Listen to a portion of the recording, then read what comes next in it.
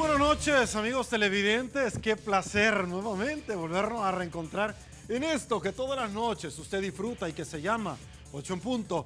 Soy Sergio Méndez, su anfitrión. Esta noche es una noche muy, pero muy especial para muchísimos salvadoreños.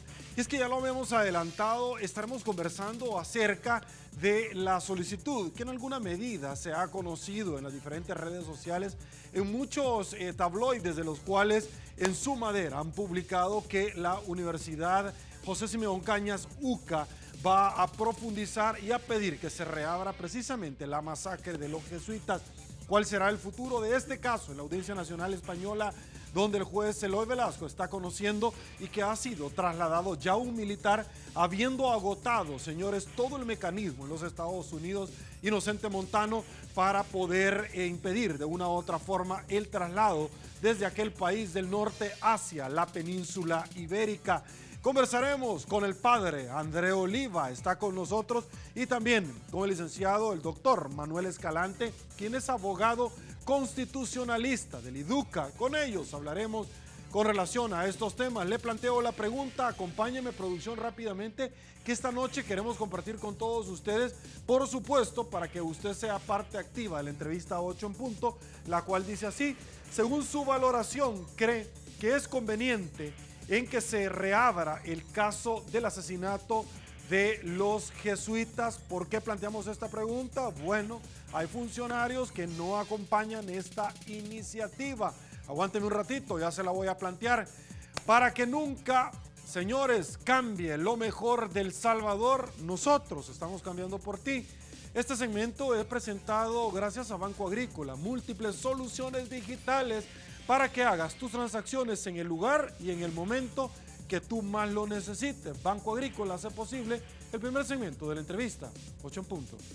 Y bueno, señores, nos incorporamos a esta tribuna de entrevista y con el mayor de los placeres le damos la bienvenida al padre André Oliva, rector de la Universidad Centroamericana José Simeón Cañas UCA. Padre, bienvenido a esta su casa nuevamente, un gusto tenerlo acá. Gracias, Sergio, un gusto también para mí, un saludo a toda la teleaudiencia y esperamos pues poder conversar y aclarar un poco más sobre el tema del caso de la masacre de la UCA. Por supuesto, padre, gracias a usted por su tiempo, también al doctor Manuel Escalante, ya lo habíamos dicho, quien es abogado de IDUCA.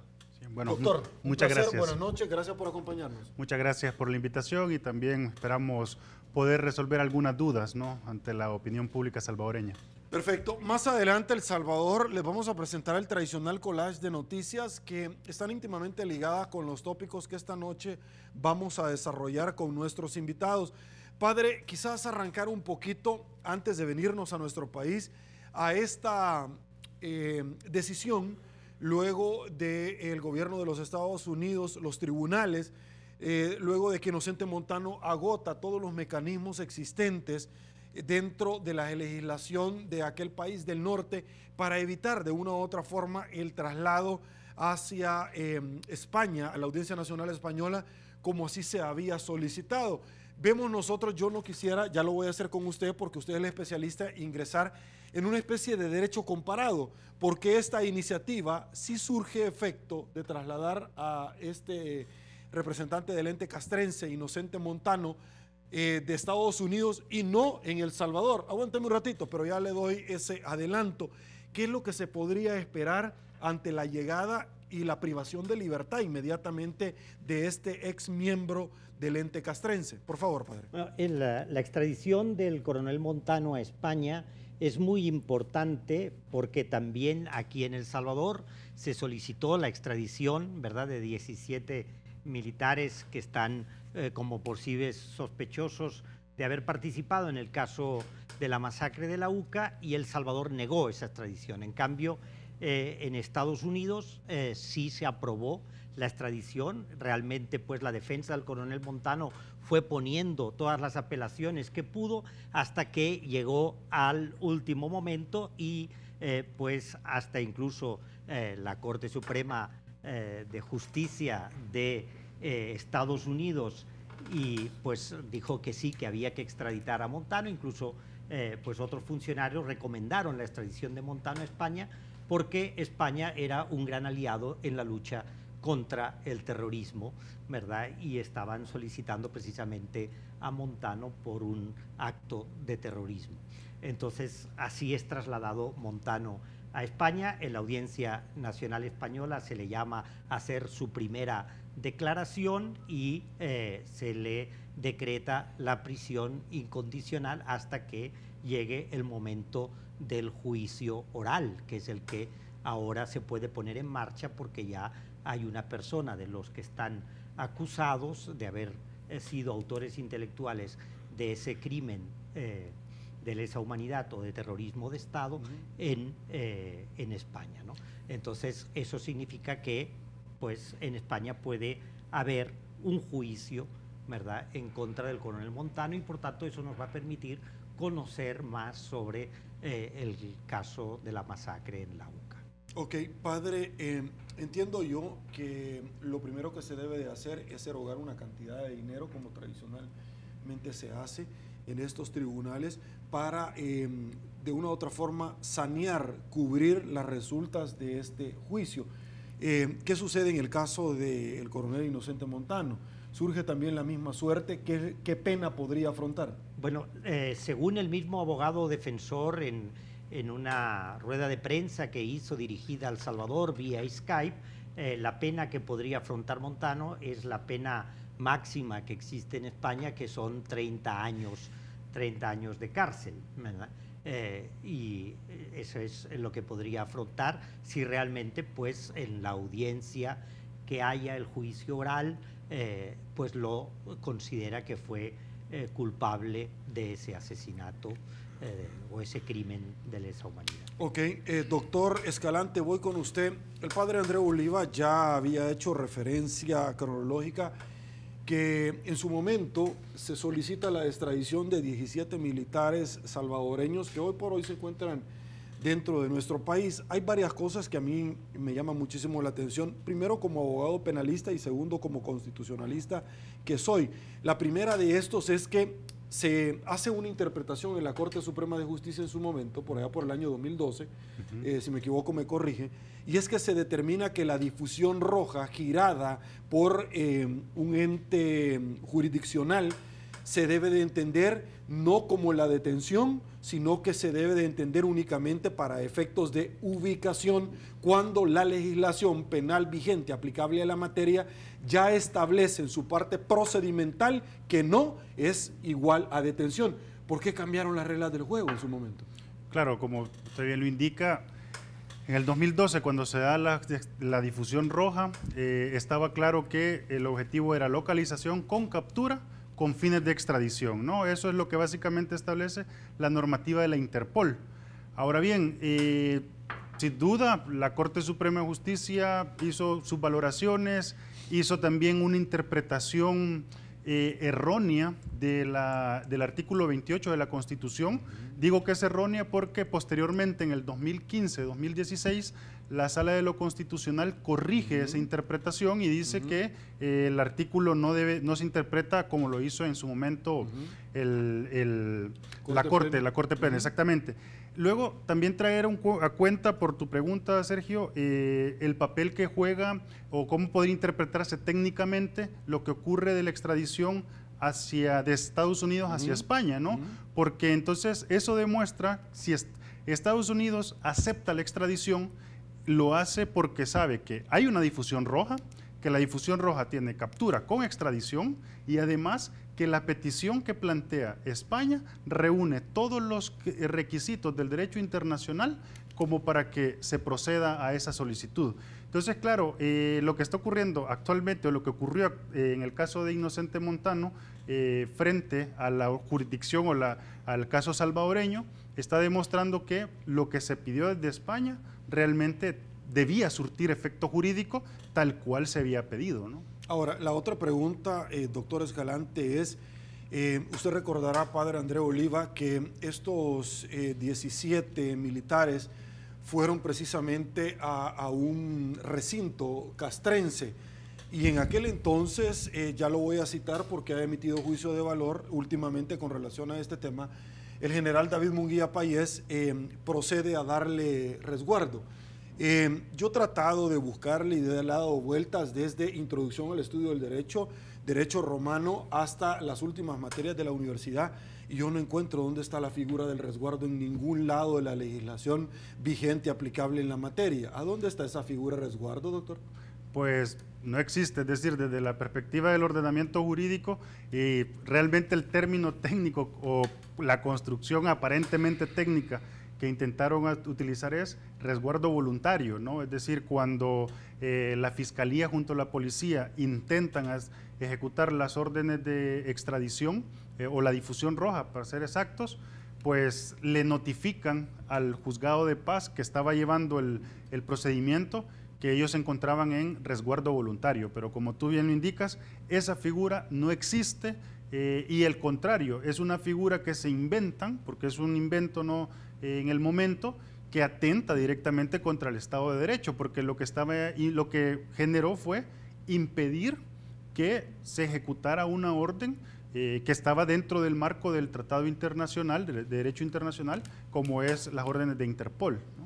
Ok, padre André Oliva, ¿qué es lo que podría pasar en determinado momento? El gobierno español trata de tener relaciones bilaterales con países que comulgan con los mismos principios, con un país que tiene un sistema de libertades, un estricto cumplimiento hacia la legislación vigente aplicable a la materia, y particularmente con la suscripción de acuerdos bilaterales o multilaterales. ¿Podría en algún momento darse el caso que el gobierno español podría exigir con voz alzada que se respete precisamente una solicitud de un juez bajo la masacre de ciudadanos españoles y trastocar la cooperación española que recibe nuestro país, por ejemplo? Bueno, yo creo que las relaciones que mantiene España con El Salvador son relaciones de respeto mutuo, ¿verdad? Y evidentemente que a España le hubiera gustado que hubiera habido la aceptación de la solicitud del juez Eloy Velasco de extradición y se hubiera dado la extradición. Pero al no darse, y al no darse a través de, en este caso, pues la Corte Suprema de Justicia, que es que en El Salvador tiene la potestad, es un poder que es independiente. Una cosa es el gobierno y la otra cosa es el poder judicial, ¿verdad? Son poderes independientes y yo entiendo que España es un Estado democrático que va a respetar esa independencia del poder judicial. Okay. Y a pesar de que no le pueda gustar la solución que tomó la Corte Suprema de Justicia de decidir no extraditar, pero a la vez también en ese mismo contexto se da la pues inconstitucionalidad de la Ley de Amnistía de 1993, conocida como la Ley de Amnistía para la Conciliación de la Paz, también la Corte Suprema dice que deben ser juzgados aquí en El Salvador, ¿verdad? Entonces, a mí me parece que no pueden mezclarse las dos cosas, que una cuestión son las relaciones diplomáticas y las relaciones de cooperación, y la otra cosa son las decisiones que puedan tomar los poderes judiciales. Ahora, tanto de un país como de otro. ¿Es una relación de gobierno o es una relación de Estado? Porque si es una relación de Estado, la separación dentro de un Estado de Derecho, régimen de legalidad de la administración pública, y la separación de poderes, estamos hablando que, aunque sea la Corte, pero es parte de un Estado. Claro, lo que sucede es que aquí es más allá, cuando hablamos de gobierno o Estado, usualmente se enfoca desde la perspectiva de las relaciones políticas, diplomáticas, ¿no? Sin embargo, todo esto que se ha solicitado es desde la perspectiva del principio de jurisdicción universal. Es decir, es también desde la perspectiva de los derechos humanos, es este compromiso es de los distintos estados, ¿no?, por el combate de la impunidad contra las graves violaciones a derechos humanos. Y en este caso también, como bien lo indicaba el padre Andreu, en esta lógica del principio de jurisdicción universal hay un principio fundamental, y es o se extradita o se juzga. Y entonces, claro, la Corte Suprema de Justicia dice no extradito, pero en la misma resolución dice hay posibilidades de juzgar estos hechos, ¿no? E incluso manda a decir de una manera explícita que ese juzgamiento o esa revisión de los juicios o de los procesos que en su pasado ocurrieron no vulnera principios constitucionales, ¿no? En la resolución, repito, cuando la Corte Suprema de Justicia rechaza la extradición de los militares. Ok, vamos a hacer, caballeros, amigos televidentes, la primera pausa. Quédese con nosotros. Esto se llama 8 en punto. Volvemos.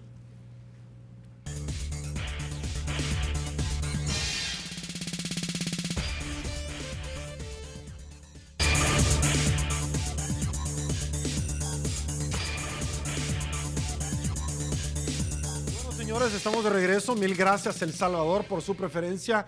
Yo me desplazo rápidamente, sígame, y es que vamos a presentarles con producción el tradicional collage de noticias de las más emblemáticas acaecidas en los últimos días y que muchos rotativos suscriben en su madera, que están íntimamente ligados con los tópicos que conversamos con los caballeros, nuestros invitados de esta noche. Arrancamos.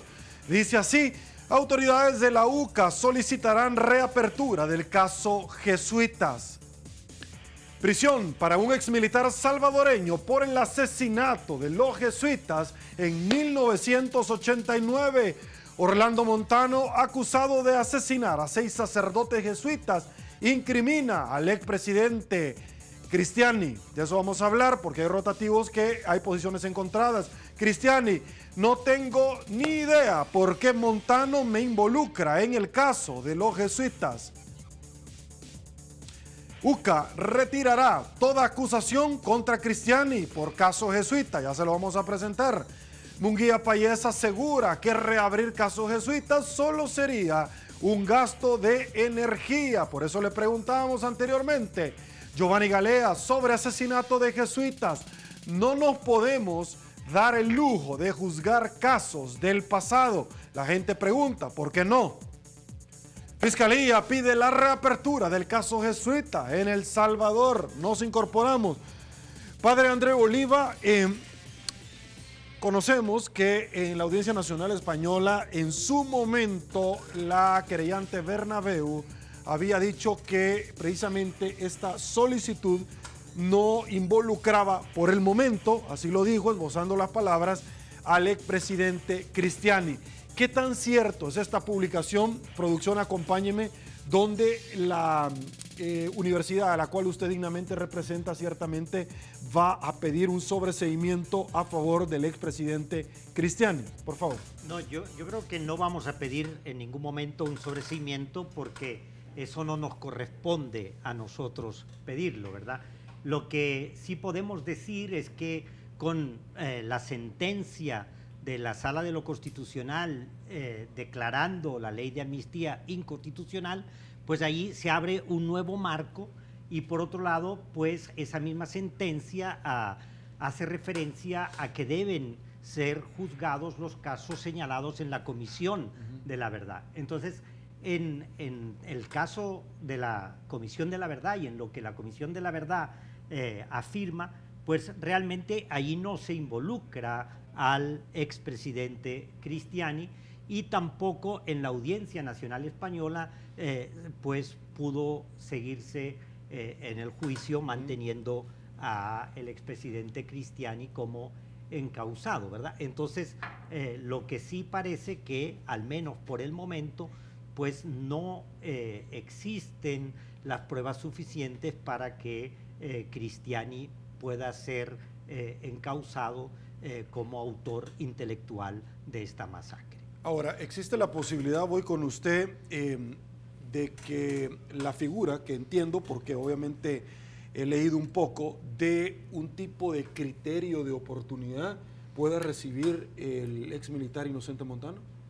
Pues habrá que ver la legislación española, ¿no? Porque en este caso, sin duda, la forma en que se está tramitando es con las reglas directamente de ese país, ¿no? Lo cierto es que en caso que se diera la figura del testigo criteriado o del testigo clave, como en algunas otras legislaciones se conoce, lo cierto es que pues tendrá que haber un proceso de negociación, ¿no? No puedo adelantar o no puedo decir si realmente lo habrá, porque eso me imagino que estará determinado también por el proceso de investigación que se lleve allá, ¿no? Ok, una pregunta quizás que se nos quedó en el tintero, doctor, antes de irnos a una pausa, con relación a esta decisión que en su momento toma la Corte Pleno. ¿Tiene una trascendencia tan grande, padre, doctor Escalante, en haber determinado que la difusión roja solamente, no para ese caso, sino que es una interpretación, como nosotros decimos, erga omnes, porque tiene un efecto expansivo bajo una interpretación? Debo de entender que el día de mañana podría venir incluso el Chapo Guzmán, el narcotraficante más grande del mundo, con una orden de Interpol y no lo podrían detener. Claro, ¿O me equivoco, doctor? Por lo menos con la jurisprudencia que había presentado la Corte Suprema en su momento, allá en el 2012, habría esa posibilidad.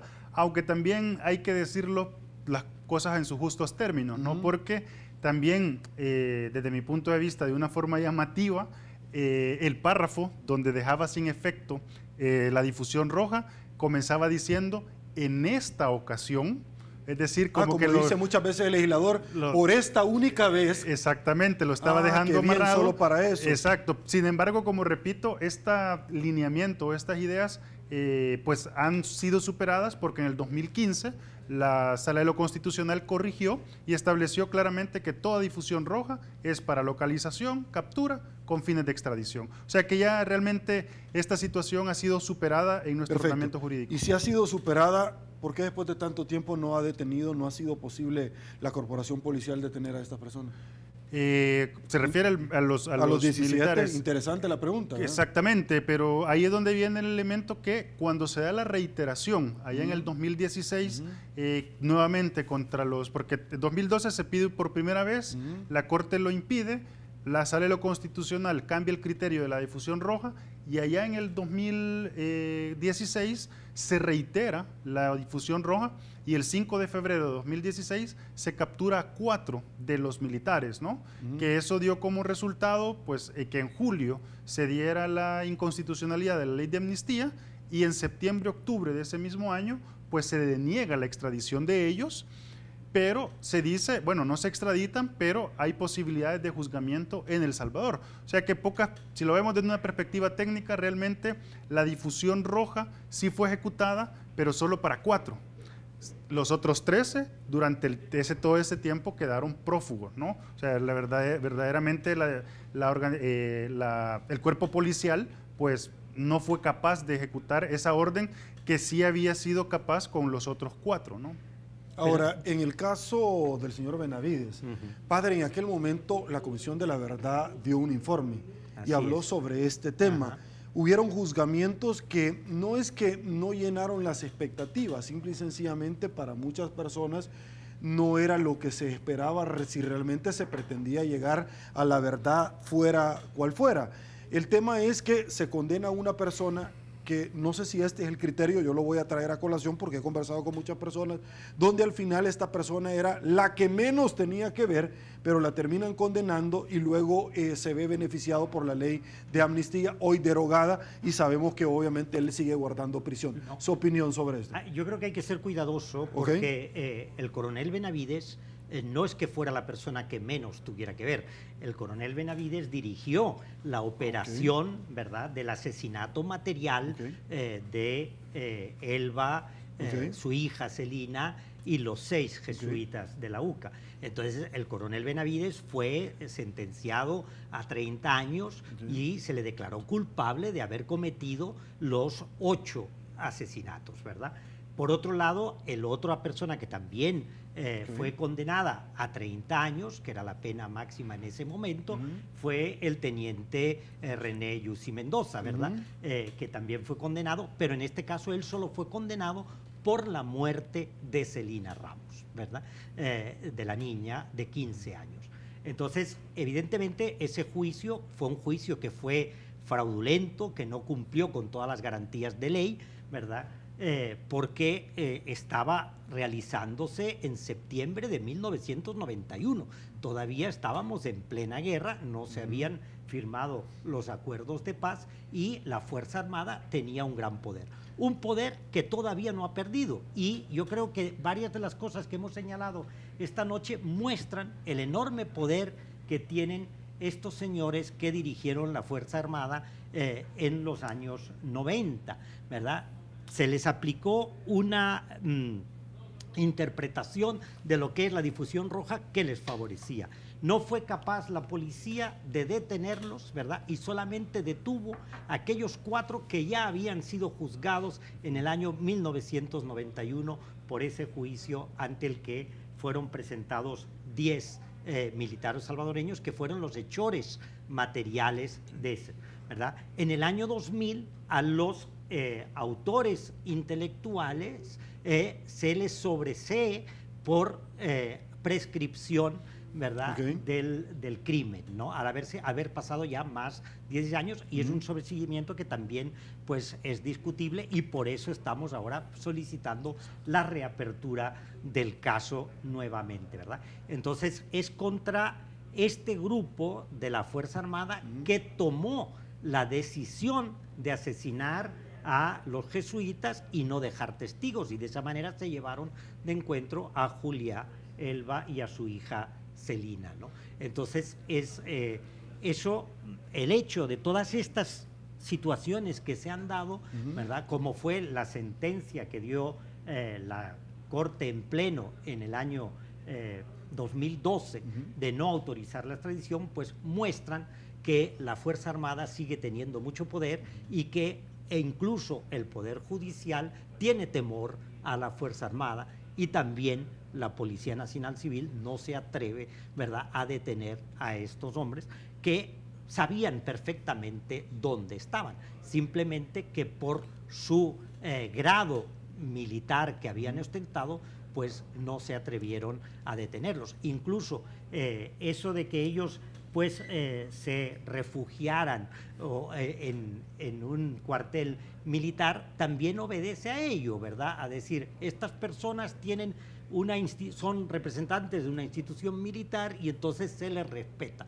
¿verdad? Y por eso se permitió que en lugar de detenerlos se recluyeran voluntariamente o se resguardaran en la Fuerza Armada. Y ahí radica, creo yo, algo muy importante que muchas veces pues se tergiversa o no se analiza bien, que es que la Fuerza Armada salvadoreña, que cometió las graves violaciones a los derechos humanos durante el conflicto armado, ¿verdad?, ha permanecido totalmente impune, ¿verdad? Y que los únicos casos que han logrado avanzar ha sido el caso del Mozote, que está en un proceso judicial, y ahora, pues, si todo va bien como esperamos, el caso de la masacre de la UCA.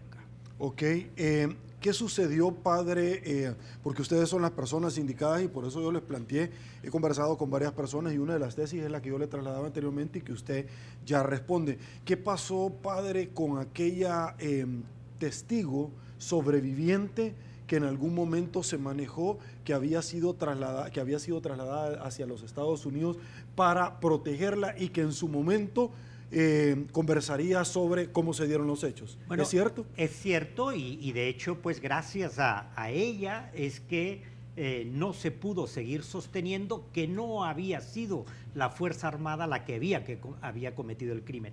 Recordemos que lo primero que se dijo es que ese crimen lo había cometido la guerrilla, ¿verdad? Incluso los que cometieron el crimen del batallón Atlacat dejaron un papel diciendo y firmado por el FMLN, que fueron asesinados por traidores, ¿verdad?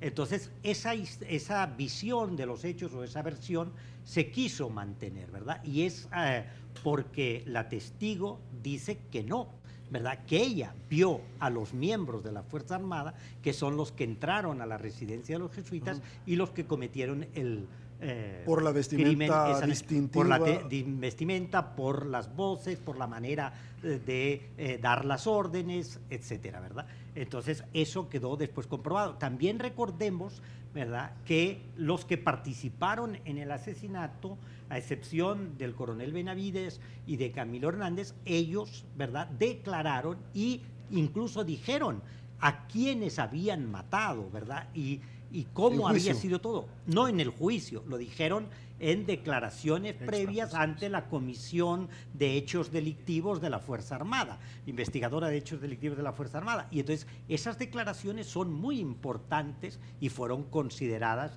creo yo, por el juez Zamora. ¿Constan todavía, padre?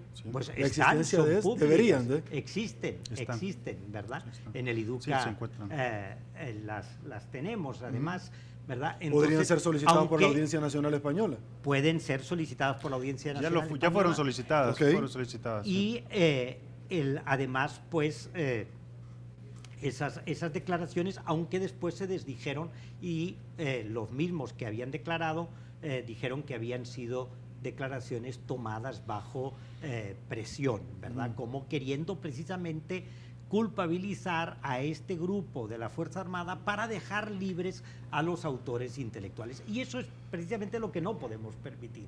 O sea, que los autores intelectuales, los que decidieron cometer ese crimen tan atroz y ordenar al coronel Benavides y a un grupo del batallón Atlacat que cometiera materialmente asesinato, queden impunes, ¿verdad? Porque de esa manera pues no tenemos ni el conocimiento de la verdad, ni se hace justicia, ni tenemos las garantías de no repetición. Y eso es algo muy importante que quedó plasmado en los acuerdos de paz, cuando precisamente en los acuerdos de paz hay un capítulo dedicado precisamente a luchar contra la impunidad de la Fuerza Armada, y es ahí donde se habla de la comisión de la verdad y de que los crímenes que han sido más relevantes, que han tenido un mayor impacto también a nivel nacional y internacional, deben ser llevados ante la justicia como casos ejemplarizantes para que este tipo de situaciones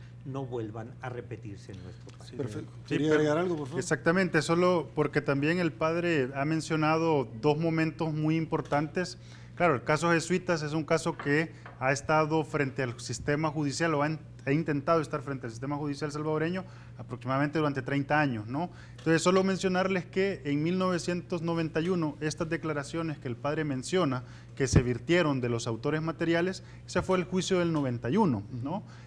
Sobre ese juicio nosotros no estamos pidiendo reapertura, ¿no? Es un juicio que ya, aunque la Comisión Interamericana de Derechos Humanos ha declarado que es un juicio fraudulento, pero dejamos con respecto a eso, bueno, hubo una sentencia, hubo una investigación. Para bien o para mal. Exactamente. Pero se queda cada ahí. cosa juzgada. Exactamente. Luego está el componente de el juicio del 2000 o el intento de juicio del 2000, que fue la misma Fiscalía General de la República la que solicita el sobreseimiento definitivo por prescripción.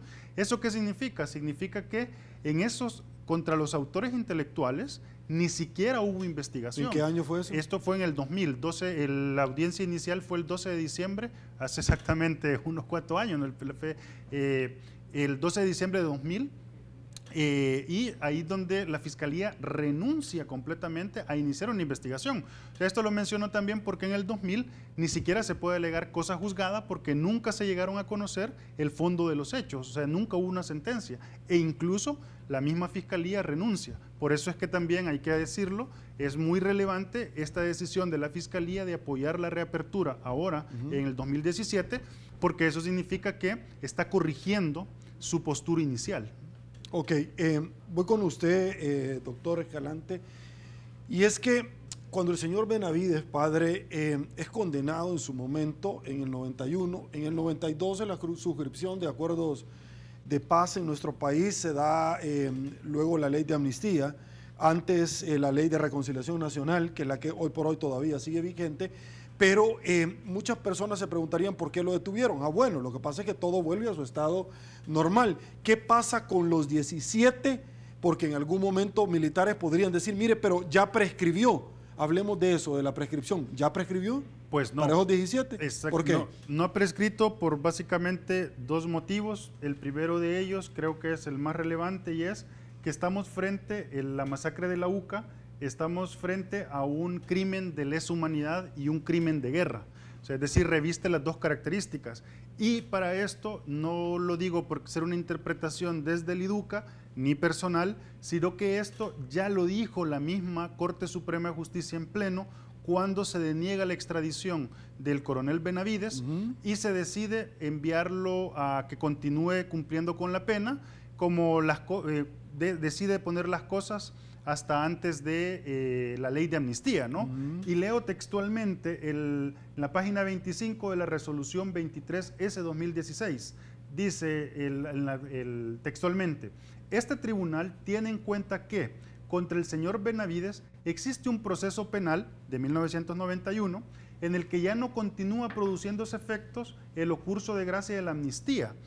Por eso se le envía a la prisión, ¿no? Pero agrega, textualmente lo leo, pues los hechos que en este se conocieron configuran delitos de lesa humanidad y crímenes de guerra. Ok, los delitos de lesa humanidad no prescriben. No prescriben, Okay. y es más, la misma resolución de la Sala Constitucional de la contra la ley de amnistía dice que no prescriben los de lesa humanidad, pero incluso da un argumento complementario, y es que durante la vigencia de la ley de amnistía se interrumpe el plazo de la prescripción. O sea que técnicamente podemos decir, uno, que los delitos son imprescriptibles, pero si nos ponemos en discusión de si opera o no la prescripción, la Sala Constitucional dice, bueno, no han prescrito, porque durante ese lapso de tiempo, el tiempo de prescripción se mantuvo congelado, ¿no?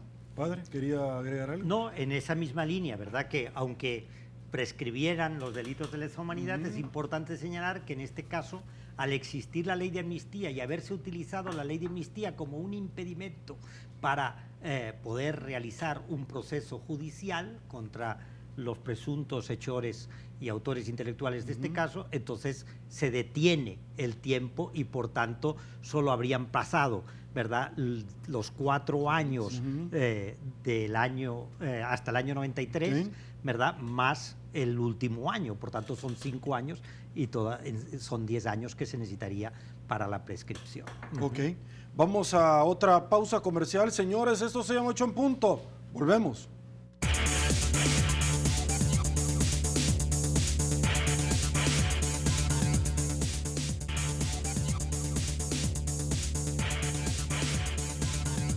Estamos de regreso, mil gracias El Salvador por su preferencia y por supuesto tenemos una gran cantidad de participación ciudadana como todas las noches. Padre, este tema ciertamente llama a muchos la atención por cuanto hay posiciones encontradas. Y antes de seguir avanzando en esta dinámica, con relación a lo que ustedes han pedido, las peticiones en concreta, cuál es la pretensión, a dónde va dirigida la voluntad o encaminada de UCA con relación a este caso. Hay posiciones encontradas, como siempre. No, mire, esto es reabrir heridas del pasado, no es importante porque no hubo posguerra, es importante que se sepan quiénes son. Nosotros no queremos saber concretamente para qué, de pronto para apedrear a nadie, sino que simple y sencillamente queremos un perdón, queremos que las víctimas de no solamente de la masacre de la UCA, la masacre del Mozote, como usted entre otras lo ha mencionado, sepan quiénes han sido los hechores, y muchas veces de eso lo que dicen es, con la masacre del Mozote se inició la exhumación en su momento, mire, nosotros queremos saber únicamente dónde está el cuerpo para darle cristiana sepultura, por ejemplo. Padre. Yo digo que esta es muchas veces la posición de las víctimas, y eso es importante que los victimarios, los perpetradores de esos delitos de lesa humanidad entiendan, ¿verdad? Que las víctimas lo único que desean es conocer la verdad, es que haya justicia, es poder enterrar a sus familiares queridos, ¿verdad?, de una manera digna, es poder también ofrecer el perdón. No son pocos los casos en que hemos oído a las víctimas salvadoreñas diciendo, yo quiero perdonar, pero quiero saber a quién tengo que perdonar, ¿verdad?, y de qué tengo que perdonar. Entonces, ese es el espíritu, es un espíritu de buscar la reconciliación nacional, de buscar que realmente tenga lugar el derecho que tienen las víctimas a conocer la verdad, a la justicia, a la reparación del daño causado y a las garantías de no repetición. Y eso es bueno para un pueblo y un país que sale de un conflicto armado como el que vivimos aquí en los años 80 y primeros años de la década de los 90, y vamos iniciando un proceso de transición hacia la democracia, ¿verdad?, hacia un Estado de Derecho democrático, donde pues la justicia debe funcionar, y debe funcionar bien, ¿verdad? Y debe, pues, ofrecer ese derecho que tiene todo ciudadano ante un crimen o un delito como los que se cometieron en nuestro país, ¿no? Entonces, no se trata de reabrir las heridas del pasado, porque también aquí hay un discurso que muchas veces se manipula, ¿verdad? Normalmente quienes dicen que se pretende reabrir las heridas del pasado son las personas que no fueron las víctimas. Las víctimas sienten todavía el dolor y el sufrimiento en carne propia, y hay muchas veces un enorme irrespeto hacia ese dolor y a ese sufrimiento de las víctimas. Y eso, por ejemplo, en el caso del Mozote se está viendo cómo el mismo juez tiene que llamar la atención de los abogados defensores de los militares, porque mientras las víctimas están contando lo que sucedió, ¿verdad? Están contando su sufrimiento, qué es lo que pasó, pues vemos a estos abogados que se están burlando o están hablando en voz alta en lugar de escuchar a lo que las víctimas cometieron. Entonces, lo que pasa es que ya hay una verdad que es la verdad oficial, la que se ha construido desde el poder, ¿verdad? Desde aquellos que ostentaron el poder y que cometieron estos crímenes tan atroces. Entonces, lo que no se quiere es que se conozca la verdad de las víctimas, y por eso es que no se quiere enfrentar a este tipo de crímenes, ¿no? Por otro lado, es también muy triste cuando vemos a representantes de la Fuerza Armada actual, una Fuerza Armada que supuestamente tiene que responder a un Estado democrático, que tiene que tener otros principios diferentes a los que tuvo la Fuerza Armada que condujo la guerra y que pues ordenó con mucha facilidad, no solo en el caso jesuitas, sino en un montón de situaciones, ordenó masacres de pueblos enteros, ¿verdad? Que asesinó a niños, asesinó a ancianos, asesinó a mujeres, impidiendo que las poblaciones campesinas pudieran crecer, desarrollarse, ¿verdad? Obligándolas a refugiarse en Honduras o en otros países. Entonces, que esa verdad se conozca, ¿verdad? Esa verdad se conozca y realmente, pues, como lo dice el informe de la Comisión de la Verdad, de la locura a la esperanza, pues quede de manifiesto que el poder que tenían los militares en nuestro país era un poder enorme, y que no solamente controlaban el ejército, controlaban también las fuerzas de seguridad, y que en base a ese poder tan grande es que pudieron cometer los crímenes que cometieron y después han podido mantener estos crímenes en la impunidad. Doctor Escalante, ¿quiere agregar algo con relación a esto? No. Perfecto. Vamos a tocar otros tópicos que me parecen muy interesantes. ¿Qué es lo que han solicitado? Porque la gente ciertamente en algún momento puede conocer diferentes posiciones, se transgiversa la verdad, se maneja una posición muy diferente a la cual el IDUCA ha mostrado. ¿Qué es lo que se está realmente solicitando? Lo que se está pidiendo, lo que se ha llamado como la reapertura, ¿no? del juicio del 2000, es básicamente 3 peticiones, ¿no? La primera de ellas es que se deje sin efecto la resolución que dio como pie sobre el sobreseimiento, la resolución del sobreseimiento que se dictó allá en el 2000, ¿no? Que se deje sin efecto ese sobreseimiento.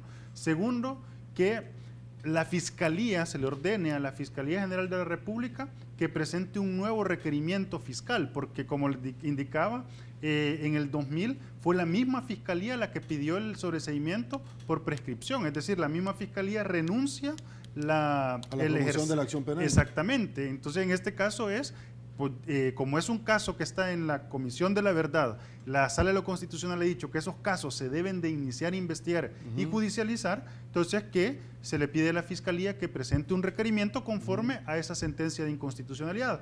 Y en tercer momento es, con ese nuevo requerimiento de acusación, pues se convoque a una nueva audiencia inicial, ¿no? O sea que nosotros lo que pedimos básicamente es que las cosas vuelvan al estado en cómo se encontraban, pero con la perspectiva de garantías de no repetición, es decir, que la institucionalidad salvadoreña funcione y en este caso desde 1998 la acción, el monopolio de la acción penal recae en la Fiscalía y por lo tanto es ella la que debe de comenzar a ejercer las atribuciones que la Constitución le manda, ¿no? Ahora, ¿cómo se puede desarrollar este proceso? ¿Qué se puede esperar? Pues en este momento, ante la petición que nosotros planteamos, ¿no? el juez tercero de paz, pues por el derecho de principio de contradicción, obviamente mandó a escuchar a las otras partes intervinientes, los abogados defensores con la Fiscalía General de la República. Entiendo que ya todas las partes han presentado sus alegatos sobre si están a favor o en contra de la reapertura. Sabemos por las palabras del mismo fiscal, que la fiscal general, que ellos están a favor de la reapertura, ¿no?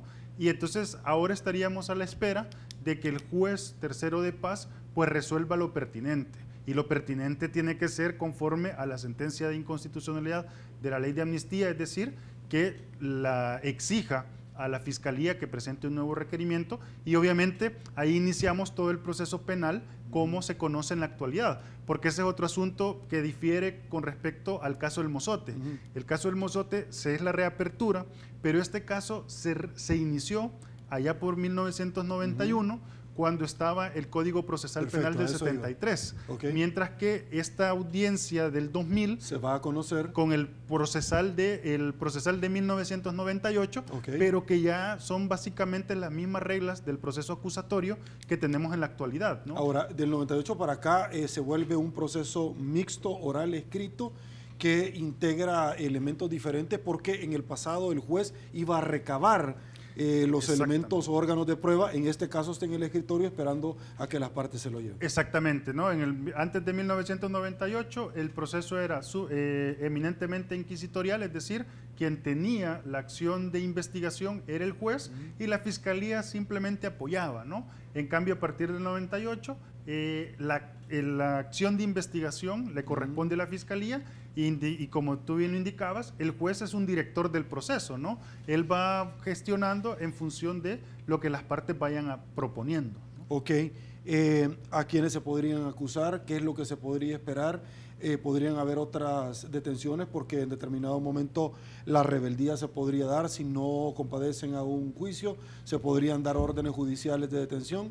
Claro, ahí tendríamos que ver su momento, ¿no? Porque muchos de los casos que tú planteas dependerá de la actitud de los acusados, ¿no? Es decir, ellos, las personas que la Fiscalía presente y les plantee como señalados, ¿no? El proceso, pues dependerá de la actitud de ellos si se presentan o no con sus abogados para evitar este tema, ¿no? Sin duda la posibilidad de una captura por rebeldía está ahí, pero es una situación que va a ir surgiendo en la medida en que el proceso vaya avanzando, porque también hay que traer a cuenta que estamos en una etapa muy temprana, que es la solicitud de reapertura, es decir, un proceso judicial tal cual realmente no estamos en ese momento.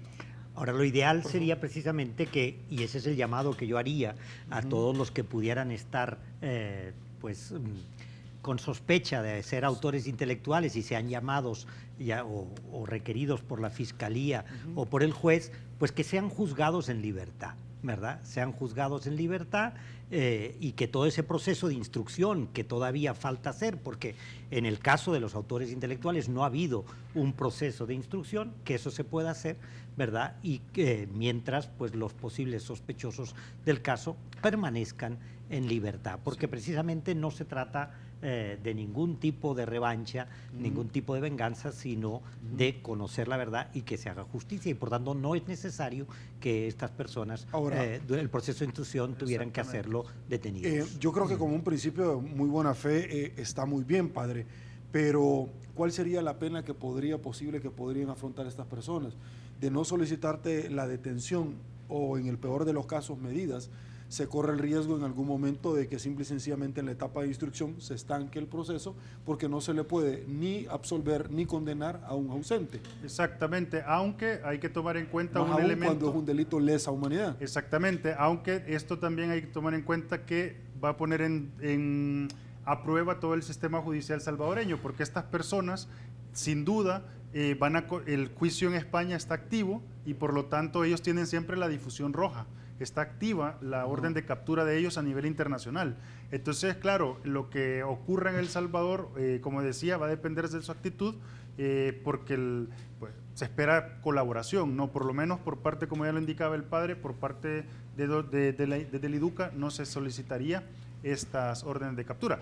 También hay que decirlo que nosotros seríamos parte querellante, un apoyo a la acusación, pero sin duda la Fiscalía General de la República tendrá toda su libertad de ejercer la acción penal de acuerdo a lo que le mande la Constitución, ¿no? Ahora, algo que a mí me preocupa, doctor padre André Oliva, retomando la frase que usted acaba de decir, este es un caso que va a poner al órgano jurisdiccional a prueba. El tema es que cada vez que lo ponen a prueba sale muy mal, según nos han obviamente indicado los resultados de los cuales en el pasado se han esperado. Por un lado. Por otro lado, ¿cuál va a ser la diferencia para que la gente pueda entender de mostrarse parte querellante ahora a lo que en el pasado sucedió como los representantes de la Compañía de Jesús? Sí. Por favor, padre. No, la Compañía de Jesús, y eso es algo que quizás deberíamos haber aclarado al principio, ¿verdad? Que la solicitud de reapertura de este caso se hace en nombre de los familiares de las víctimas, ¿verdad? Y en concreto de los familiares del padre Ignacio Yacuría, ¿verdad? Y que pues también la Compañía de Jesús es afectada y también lo fue afectada la UCA, pero la solicitud de reapertura se ha hecho pues en representación de los familiares del padre Ignacio Yacuría. Ok, qué bueno que lo mencione porque juicios como Nuremberg, que han sido altamente criticados, por ejemplo, luego de la Segunda Guerra Mundial, delitos de lesa humanidad a los cuales nos estamos refiriendo, los ofendidos es el conglomerado social. Esa es una de las características de los delitos lesa humanidad, lesa patria.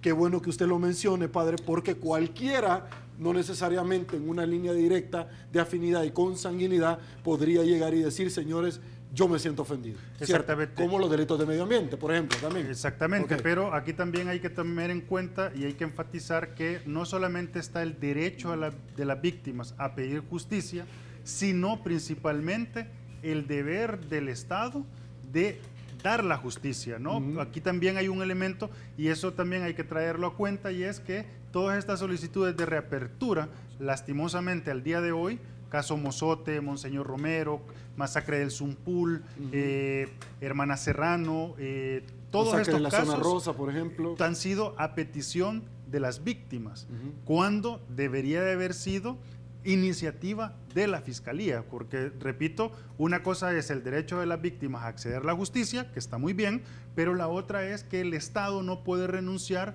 al ejercicio de la acción de la justicia, porque al final de cuentas hay que garantizar la legalidad, ¿no? Como también lo indicaba el padre, el tema no es un derecho a la venganza o un derecho a la revancha. Incluso la sentencia de inconstitucionalidad de la ley de amnistía lo dice explícitamente. Esto es un deber del Estado que incumplió en el tiempo de la guerra porque no protegió y en muchos casos atacó, y ahora está incumpliendo por la omisión y pasividad del sistema de justicia. Estamos a los 25 años de los acuerdos de paz. Creo que este es el momento oportuno para demostrar qué capacidad tenemos, no solo para los casos del presente, que las víctimas del presente importan y mucho, sino también los casos del pasado, que también estas víctimas no son del pasado, son víctimas del presente que vienen arrastrando desde el pasado su dolor. Ok, vamos a otra pausa, volvemos.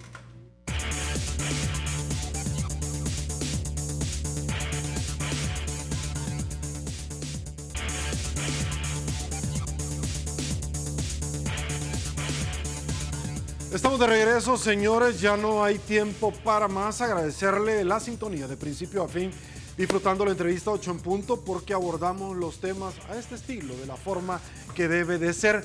Padre André Oliva, rector de la Universidad Centroamericana José Simeón Cañas, UCA, como siempre es un placer poder conversar con usted en su casa. Igualmente, Sergio, muy buenas noches y muy buenas noches a todos los que nos han visto por televisión. Gracias. Doctor Manuel Escalante, abogado del IDUCA, también, caballero, un placer, gracias por habernos acompañado. Muchas gracias y buenas noches también. Señores, saludamos a uno de nuestros patrocinadores. Aquí lo tenemos, COSAVI DRL, Cooperativa de Ahorro y Crédito, porque es parte activa de la entrevista 8 en punto. Yo me desplazo y quiero presentarles el consolidado de la participación ciudadana bajo la pregunta que colgamos al inicio de esta entrevista en las diferentes redes sociales. Según su valoración, ¿cree que es conveniente en que se reabra el caso del asesinato o la masacre de los jesuitas? Un 59% dice que no, un 49% dice que sí. Tema obviamente muy polémico. Hasta este momento 248 votos. Siga participando porque 8 en punto no duerme. Se viene a continuación Olimpia 33, todo deporte. Soy Sergio Méndez. Así son las cosas hoy por hoy en nuestro país. Si le gustó la entrevista, bueno, comente la mañana. Será el día de mañana. Que descanse y una vez más que el Señor nos bendiga a todos.